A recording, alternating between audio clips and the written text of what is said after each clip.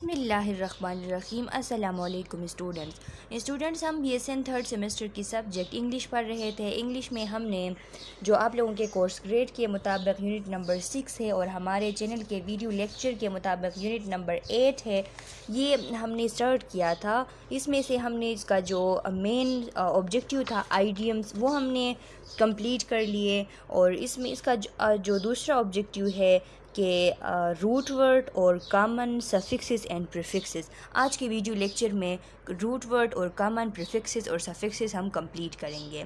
तो students, video lecture को start करने से पहले आप लोगों से एक छोटी सी रिक्वेस्ट है कि इस वीडियो लेक्चर को लाइक करें, चैनल को सब्सक्राइब करें और बेल आइकन को प्रेस करें ताकि नेक्स्ट वीडियो लेक्चर की नोटिफिकेशन आप लोगों को जल्द से जल्द मिल सके। तो स्टूडेंट्स, प्रीफिक्सेस, रूट वर्ड और सफिक्सेस का कंसेप्ट ये है कि किसी भी जब भी कोई एक वर्ड होती है, यानी एक ऐसी वर्ड जिसकी जनरल मीनिंग होती है, तो उसको हम रूट वर्ड कहते हैं। जनरल मीनिंग मीन्स के एक बुनियादी जो वर्ड होता है उसको हम रूट वर्ड कहते हैं। और जो इस रूट वर्ड से पहले बिफोर द रूट वर्ड इसके साथ अटैच होती है, इसको हम प्रीफिक्सेस कहते हैं। और जो after the root word attach होते हैं उनको हम कहते हैं सफिक्सेस। तो आइए हम डिटेल से पढ़ते हैं प्रीफिक्सेस इन मेडिकल टर्मिनोलॉजी। सबसे पहले हम प्रीफिक्सेस पढ़ेंगे कि अब यहाँ पे जो हमारा लेक्चर है इसमें हम कॉमन प्रीफिक्सेस, रूट और सफिक्सेस जो है ये हम मेडिकल टर्मिनोलॉजी से रिलेटेड पढ़ेंगे। इसमें से जो फर्स्ट वन है prefixes in medical terminology. Medical terminology में प्रीफिक्सेस क्या होते हैं? A prefix appear at the beginning of the word and generally describe location and intensity. Prefix जो होता है ये वर्ड के रूट वर्ड के बिगिनिंग में आता है, स्टार्ट में आता है, और जनरली या तो ये उस रूट वर्ड को उसकी लोकेशन बताता है या फिर उसको उसकी इंटेंसिटी बताता है, उसकी इंटेंसिटी को हमें जो है मालूम करवाता है। By learning to recognize a few of the more commonly used medical prefixes, you can figure out the meaning of term that may not be immediately familiar to you। यानी जो more commonly used होने वाले medical prefixes है उनको learn करने के लिए, उनको recognize करने के लिए आप लोगों को कुछ ऐसे terms जो है वो पहले पता होने चाहिए जो कि immediately हर कोई उनके साथ familiar नहीं हो सकता। It's worthy to note that not all medical terms have prefixes।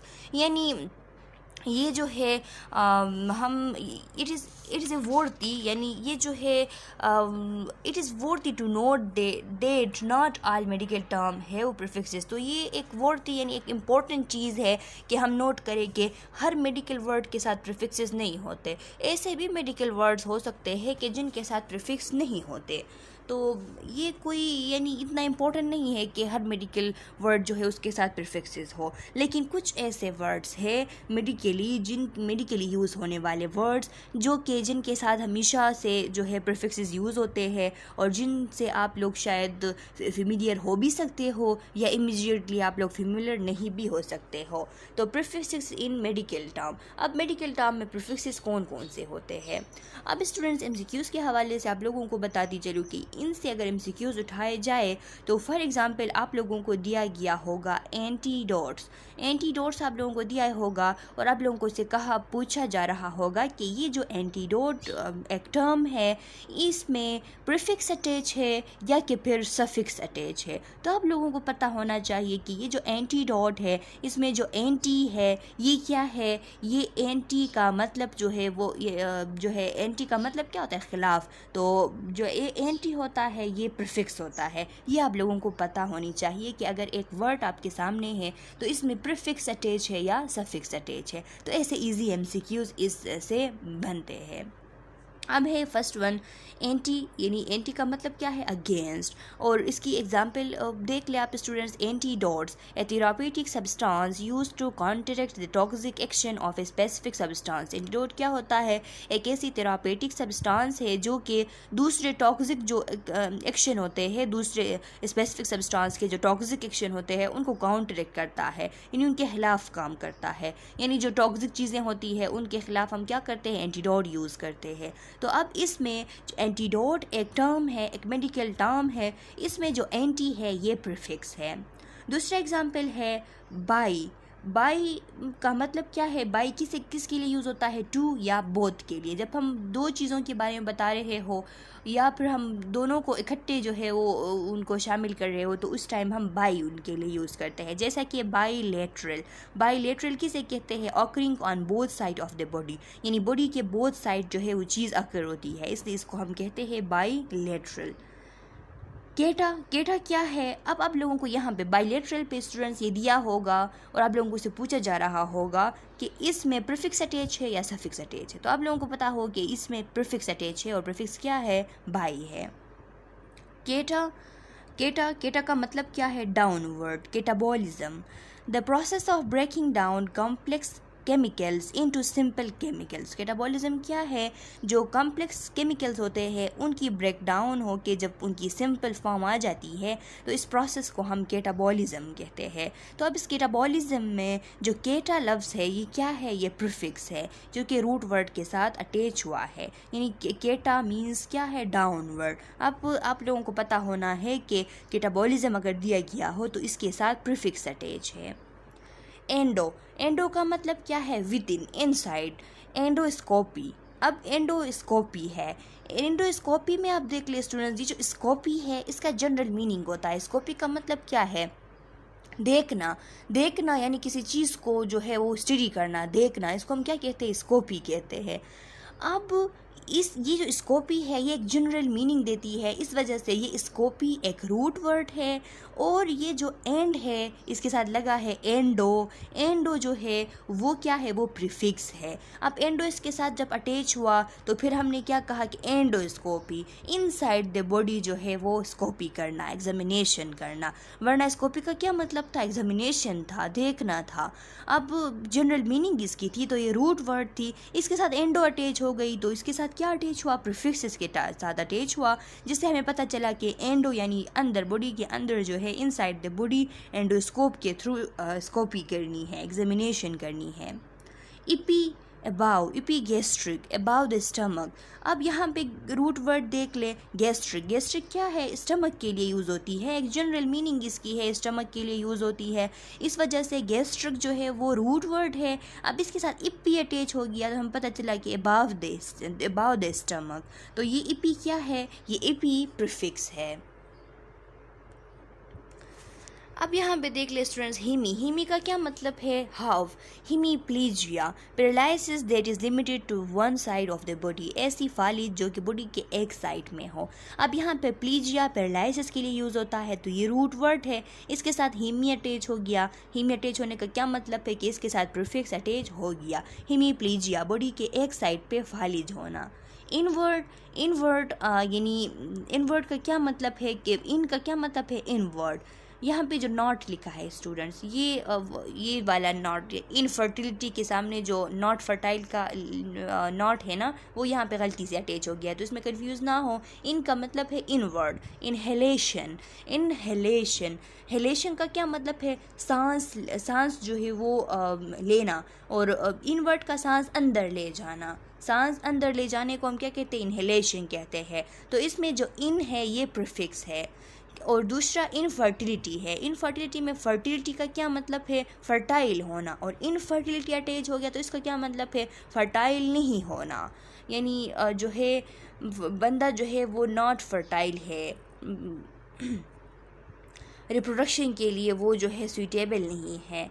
Intra का क्या मतलब है, विद इन, इंट्रा मस्कुलर। अब मस्कुलर एक रूट वर्ड है जो कि मसल्स के लिए यूज़ होती है, इसके साथ इंट्रा एक प्रीफिक्स से अटैच हो गया तो इसका मतलब है इनटू द मसल। अब है स्टूडेंट्स मेडिकल रूट वर्ड्स। तो मेडिकल रूट वर्ड्स अब क्या है, इनका डिफिनीशन क्या लिखा है, the root of a word is the foundation of the medical term and provide the word general meaning. ये जो रूट वर्ड है स्टूडेंट्स, जो रूट वर्ड है ये क्या है, is the foundation of the medical term, ये उस मेडिकल टर्म की बुनियाद है। जिस तरह हमने कहा कि गैस्ट्रिक, तो गैस्ट्रिक स्टमक के लिए यूज़ होता है, तो ये एक बुनियाद है उस स्टमक का कि गैस्ट्रिक बस स्टमक के लिए यूज़ होता है, तो ये उस मेडिकल टर्म का एक बुनियाद है, स्टमक के लिए वो मेडिकल टर्म बनी है। And provide the word general meaning, और उस वर्ड की जनरल मीनिंग देती है। यानी हमने कहा गैस्ट्रिक तो स्टमक, ये क्या हुआ, एक जनरल मीनिंग हुआ। अब इसके साथ प्रीफिक्स अटैच हुआ था, प्रीफिक्स अटैच हुआ था कि इपीगैस्ट्रिक, तो ये स्पेसिफिक हुआ कि जो है स्पेसिफिक मीनिंग अब इसका है कि स्टमक के ऊपर। पहले ये जो रूट वर्ड जब था ये गैस्ट्रिक था तो इसकी जनरल मीनिंग थी कि बस स्टमक, इसके साथ प्रीफिक्स अटैच हो गया तो फिर इसकी मीनिंग जो है वो स्पेसिफिक बन गई, यानी स्टमक के ऊपर epigastric. It can be a whole word or part of word, ये एक होल वर्ड भी हो सकती है और पार्ट ऑफ वर्ड भी हो सकती है। A basic word to which affixes यानी prefixes and suffixes are added is called a root word. एक बेसिक वर्ड जिसके साथ एफिक्सेस अटैच हो, एफिक्सेस क्या है, प्रीफिक्सेस और सफिक्सेस को मिला के हम इनको एफिक्सेस कहते हैं। तो ए बेसिक वर्ड जिसके साथ एफिक्सेस, प्रीफिक्स या सफिक्स अटैच हो इसको हम कहते हैं कि ये रूट वर्ड है, because it form the basis of new word, क्योंकि ये उस न्यू वर्ड की बेसिस थी। अब इसके साथ प्रीफिक्स या सफिक्स जो है उनको ऐड होना है। Medical root word come from different language, medical जो रूट वर्ड होते हैं वो डिफरेंट लैंग्वेजेस से आते हैं, जिनमें ग्रीक लैंग्वेज है, लैटिन है, अरेबिक है, फ्रेंच है और जर्मन है, and find their way into English, और फिर अपना मकाम इंग्लिश में पा लेते हैं। तो ये आप याद रखिए। अब यहाँ से स्लाइड्स अगर MCQs उठाई गई तो MCQs बन सकती है कि medical root word are come from different languages which include, उसमें ग्रीक होगा, लैटिन होगा, अरेबिक होगा, अल्फ़ाबेट होगा, तो आपने अल्फ़ाबेट करेक्ट करनी है। Some commonly use medical root word in their combining form meaning and example are listed below. अब कुछ मेडिकल रूट वर्ड जो है वो दिए गए हैं। तो स्टूडेंट्स ये बात याद रखें कि अगर इनसे MCQs बनाई गई तो मेनली यही MCQs बनाई जाएगी कि आप लोगों को एक वर्ड दिया होगा, फॉर एग्जांपल ये जो मैंने कहा इपीगैस्ट्रिक वाला, ये इपीगैस्ट्रिक दिया होगा और उसमें पूछ रहा होगा कि इसमें प्रीफिक्स अटैच है या इसमें जो है सफिक्स अटैच है, या फिर इस तरह होगा कि ये यहाँ पे एग्जाम्पल में इसी स्लाइड्स में से अगर उनका पेपर सेलेक्ट होता है तो इसी स्लाइड्स में जो जो एग्जाम्पल है वही से होगा। एक एग्जाम्पल उठाई होगी, एपिगैस्ट्रिक उठाया होगा और गैस्ट्रिक जो वर्ड है उसको अंडरलाइन किया होगा और आपसे पूछ रहा होगा कि ये सफिक्स है, प्रीफिक्स है या रूट वर्ड है। तो आप लोगों को पता होना है कि ये जो गैस्ट्रिक था ये रूट वर्ड है। अब यहाँ पे एग्जाम्पल देख ले, एब्डोमेन यानी एब्डोमेनोस्कोपी। अब यहाँ पे देख ले स्टूडेंट्स, एब्डोमेन है तो ये जो एब्डोमेन है ये रूट वर्ड है क्योंकि इसका जनरल मीनिंग है पेट। एब्डोमेन किसे कहते हैं, पेट को कहते हैं, बेली को कहते हैं, तो ये इसका जनरल मीनिंग है, तो ये रूट वर्ड है। अब एब्डोमिनोस्कोपी हो गया तो ये जो अब स्कोपी इसके बाद आता है ये इसके साथ जो सफिक्स है वो अटैच हो जाता है। In internal examination of the abdomen usually with the endoscope, यानी इंटरनल एग्जामिनेशन है एब्डोमेन की किसके थ्रू, एंडोस्कोप के थ्रू, इसको हम कहते हैं एब्डोमिनोस्कोपी। तो स्टूडेंट्स अब आप लोगों को पता हो कि एब्डोमिनोस्कोपी में जो स्कोपी है वो सफिक्स है और जो एब्डोमेन है वो रूट वर्ड है। इसी से रिलेटेड आप देख ले एनजीओ। अब ये जो एनजीओ है स्टूडेंट्स, एनजीओ किसके लिए यूज़ होता है, इसकी जनरल मीनिंग होती है कि ये ब्लड वेजल के लिए यूज़ होता है। तो आप लोगों को ये देखनी है, सबसे पहले जब भी कोई वर्ड आपके सामने आ जाए तो आपको ये देखनी है कि ये इसका जनरल मीनिंग है या नहीं। अगर जनरल मीनिंग उसका हो तो फिर वो रूट वर्ड होगा। यहाँ पे एनजीओ लफ्ज़ किसके लिए यूज़ होता है, ब्लड वेजल्स के लिए, जनरली जो है ब्लड वेजल्स के लिए यूज़ होता है। तो अब आ गया एंजियो सरकोमा। एंजियो सरकोमा में अब एंजियो जो है वो रूट वर्ड है और जो सरकोमा है वो सफिक्स है जो कि आके इसके साथ अटैच हो गया है, a malignant tumour in the blood vessel. अब देख लें आर्टीरियो। आर्टीरियो जो है किसके लिए यूज़ होता है, आर्टरीज के लिए यूज़ होता है। आर्टीरियो आर्टरीज के लिए यूज़ होता है, जनरल इसकी मीनिंग जो है वो आर्टरीज के लिए यूज़ होता है। तो आर्टीरियोपैथी, आर्टीरियोपैथी एक डिजीज़ है आर्टरीज की, तो इसमें जो पैथी है वो अब सफिक्स है। बिली, बिली किसे कहते हैं, बिली लफ्ज़ बाइल के लिए यूज़ होता है, तो बिली जहाँ पे भी आ जाए ये रूट वर्ड है क्योंकि इसकी जनरल मीनिंग है। Biliuria, the presence of bile in urine, urine में जब बाइल की प्रेजेंस होती है तो इसको बिलियूरिया कहते हैं। अब ये जो यूरिया है, यूरिया अब इसमें क्या है, यूरिया जो है अब इसमें सफिक्स है क्योंकि रूट वर्ड के साथ अटैच हुआ है। कार्डियो है, कार्डियो हार्ट के लिए यूज़ होती है, जनरल मीनिंग है कि ये क्या है, जनरल मीनिंग इसकी हार्ट है। तो कार्डियोपैथी। अब ये जो कार्डियो लफ्ज़ है ये किसके लिए यूज़ होता है? कार्डियो लफ्ज़ हार्ट के लिए यूज़ होता है और ये रूट वर्ड है, और पैथी जो है ये हमारे साथ सफिक्स है।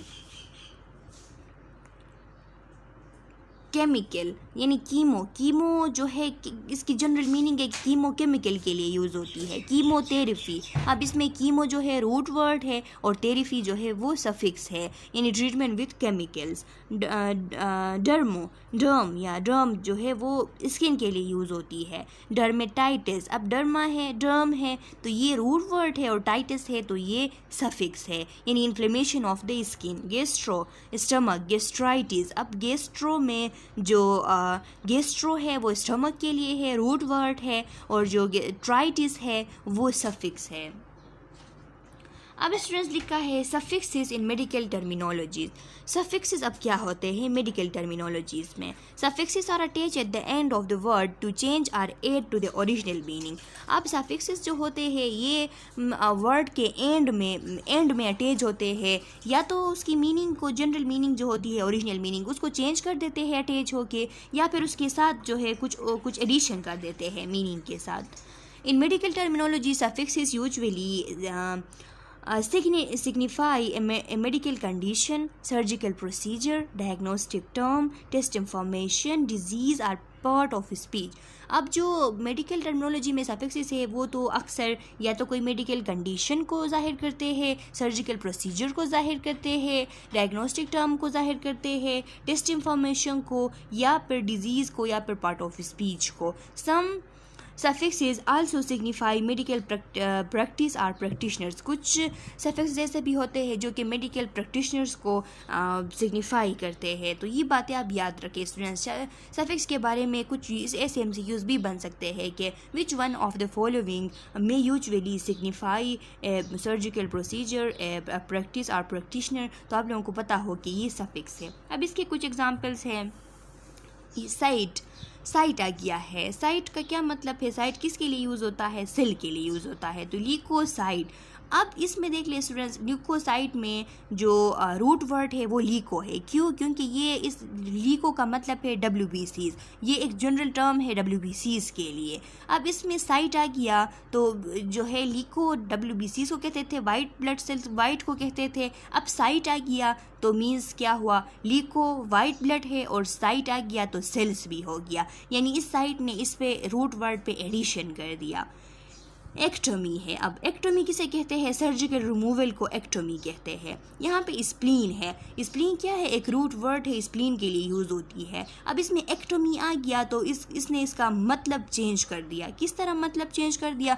स्प्लीन एक रूट वर्ड था जिसको हम स्प्लीन के लिए जाहिर करते थे, स्प्लीन को बोलते थे। अब स्प्लीनेक्टोमी हो गया तो ये एक सर्जिकल ऑपरेशन है जो कि जिसमें स्प्लीन को रिमूव किया जाता है। तो फिर इसने क्या किया? इस स्प्लीन जो रूट वर्ड था इसकी मीनिंग जो है वो चेंज कर दी। अब इज़म है। इज़म क्या? इज़म का मतलब है किसी चीज़ की हालत। अब यहाँ पे हाइपोथायरॉयडिज्म।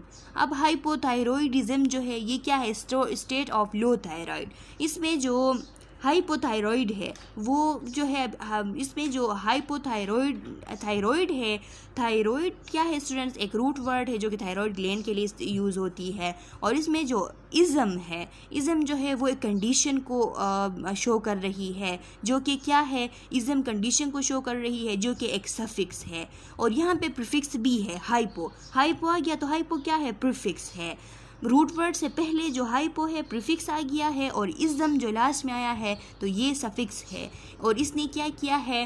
लो थायराइड स्टेट जो है उसको जाहिर किया हुआ है। ओसिस, फाइब्रोसिस, ओसिस भी कंडीशन को जाहिर करता है। फाइब्रोसिस, इसमें जो ओसिस है ये सफिक्स है। तो अगर आप लोगों को फाइब्रोसिस दिया गया और पूछा जाए कि इसमें सफिक्स है, प्रीफिक्स है या रूट वर्ड है, तो आप लोग कहेंगे कि इसको अंडरलाइन किया होगा, ओसिस को अंडरलाइन किया होगा और पूछ रहा होगा कि सफिक्स है, प्रीफिक्स है या रूट वर्ड है, तो आप लोगों को पता हो कि ये रूट वर्ड है। पैथी है, जैसा कि मैंने आप लोगों को बताया, कार्डियोपैथी में कार्डियो जो है वो यूज़ होता था हार्ट के लिए, और पैथी जो है सफिक्स था। यहाँ पे भी मायोपैथी है, मसल डिजीज़, मायो जो है मसल्स के लिए यूज़ होता है, और पैथी जो है वो सफिक्स है। प्लीजिया है, हाइपोप्लीजिया है, तो इसमें जो प्लीजिया है वो सफिक्स है।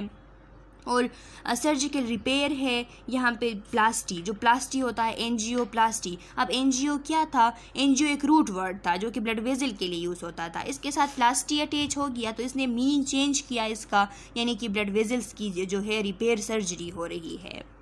प्लीजिया, प्लीजिया पैरालिसिस को कहते थे, प्लीजिया पैरालिसिस को कहा जाता था। अब यहाँ पे अगर वर्ड बन गया हीमीप्लीजिया, तो हीमी यहाँ पे क्या है, प्रीफिक्स है, और प्लीजिया जो है वो सफिक्स है। अच्छा स्टूडेंट्स, तो ये कंप्लीट हो चुका आप लोगों का जो एक ऑब्जेक्टिव था सफिक्सेस और प्रीफिक्सेस का। इसमें अगर आप लोगों का कोई क्वेश्चन हो तो आप लोग पूछ सकते हैं। इसको जनरली याद रखें कि प्रीफिक्सेस वो अंडरलाइन किए गए होंगे, एमसीक्यूज़ ऐसी बनेगी कि अंडरलाइन होंगे और आपसे पूछ रहा होगा कि प्रीफिक्स है, ये सफिक्स है या रूट वर्ड है। तो इसको एक बार आप देख ले तो आपको समझ आ जाएगी। तो स्टूडेंट्स, नेक्स्ट वीडियो लेक्चर में हम दूसरा जो है ऑब्जेक्टिव कवर करेंगे। तब तक के लिए अल्लाह हाफिज़।